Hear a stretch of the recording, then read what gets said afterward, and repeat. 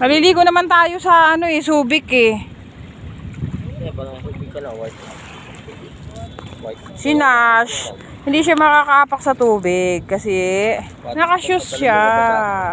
Basa na kayong pants ko. Paling ko kaya to? No, wag na. Wag ka na dyan.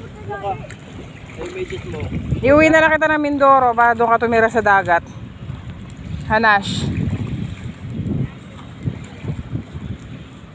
Diba?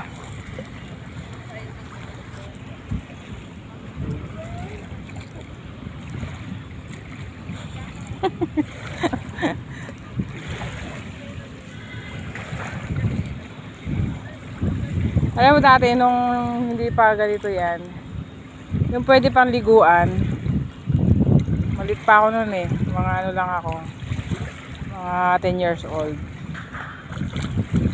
Nakaligo pa kami dyan eh.